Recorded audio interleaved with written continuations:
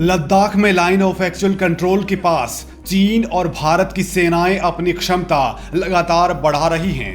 पेंगोंग झील और गलवान घाटी एक्शन पॉइंट बनकर उभरे हैं, जहां चीन शक्ति प्रदर्शन करने में जुटा है तो भारत मुंहतोड़ जवाब देने के लिए लगातार एक्स्ट्रा फोर्स भेज रहा है। भारत और चीन के बीच ये तनाव पूर्वी लद्दाख में बढ़ता ही जा रहा है। अब दोनों देशों ने अपने अपने सैनिकों को भारी संख्या में वहां तैनात कर दिया है। समाचार एजेंसी पीटीआई के मुताबिक गलवान घाटी में चीन ने पिछले 2 सप्ताह के भीतर करीब 100 टेंट गाड़ दिए हैं। वो मशीनरी भी यहां ला रहा है जो शायद बंकर बनाने में इस्तेमाल होगी। भारत भी पेंगोंग झील और गलवान घाटी में सैनिकों की तैनाती लगातार बढ़ा रहा है। कई इलाकों में भारत की पोजीशन चीन से बेहतर है। बॉर्डर पर शक्ति प्रदर्शन कर रहा चीन ने भारी संख्या में बॉर्डर डिफेंस रेजिमेंट के जवानों को तैनात किया है। भारत ने भी मिरर डिप्लॉयमेंट की पॉलिसी अपनाई है। इसका मतलब यह है कि चीन जितनी मैन पावर और रिसोर्सेज लगाएगा, भारत भी उसी टोन में जवाब देगा। चीन ने केवल सैनिक ही नहीं बुलाए, बल्कि झील में नावों की संख्या भी बढ़ा दी है। हवाई निगरानी के लिए गलवान घाटी में हेलीकॉप्टर्स उड़ रहे हैं।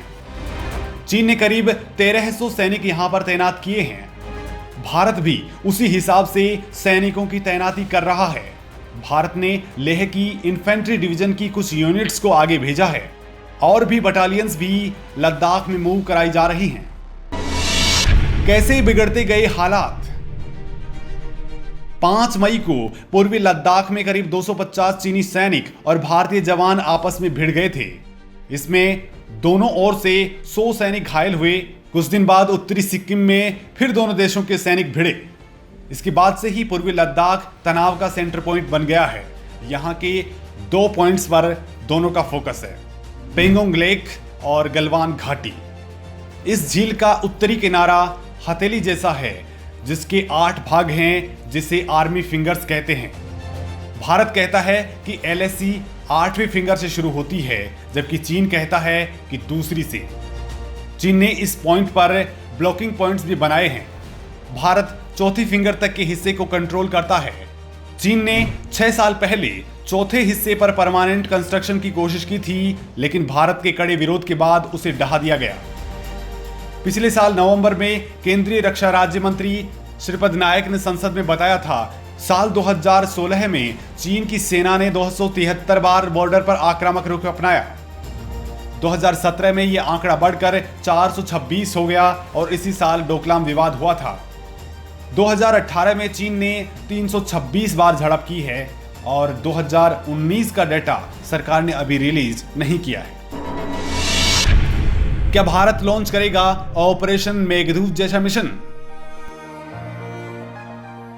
सीमा पर चीन ने हमेशा सैनिकों की तैनाती रखी है। भारत जरूरत पड़ने पर सैनिक भेजता है, लेकिन इन दिनों चीन जैसी हरकत कर रहा है, उसे देखते हुए भारत को ऑपरेशन मेघदूत जैसा एक मिशन लॉन्च करने की जरूरत है। 13 अप्रैल 1984 को भारत ने इसी मिशन के जरिए कश्मीर में सियाचिन ग्लेशियर पर कंट्रोल स्थापित किया था। तब से आज तक पूरे सियाचिन ग्लेशियर पर इंडिया का कंट्रोल है। सियाचिन दुनिया की सबसे ऊंची बैटलफील्ड है।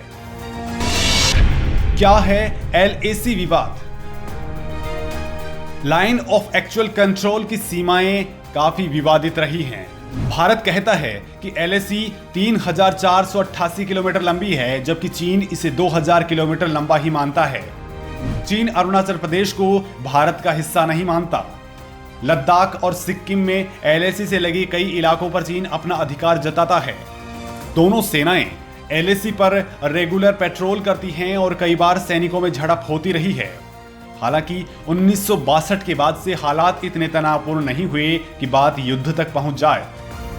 2017 में सिक्किम का डोकलाम विवाद जरूर भारत चीन के बीच तल्खी की वजह बना था, लेकिन करीब 2.5 महीने में ही वो विवाद सुलझा लिया गया।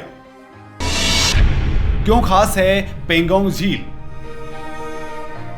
पूर्वी लद्दाख की पेंगोंग लेक एक लंबी, गहरी और चारों तरफ जमीन से घिरी लेक है। करीब 14,000 फीट की ऊंचाई पर स्थित ये लेक दक्षिण पूर्व में 54 किलोमीटर दूर स्थित है। 135 किलोमीटर लंबी ये झील करीब 604 वर्ग किलोमीटर में किसी बुमरैंग की तरह फैली है। सर्दियों में झील जम जाती है। ये झील चुशुल अप्रोच के रास्ते में पड़ती है। ये वो रास्ता है जिसे चीन हमला करने के लिए इस्तेमाल करता है। 1962 की जंग में भी चीन ने यहीं से हमला किया था।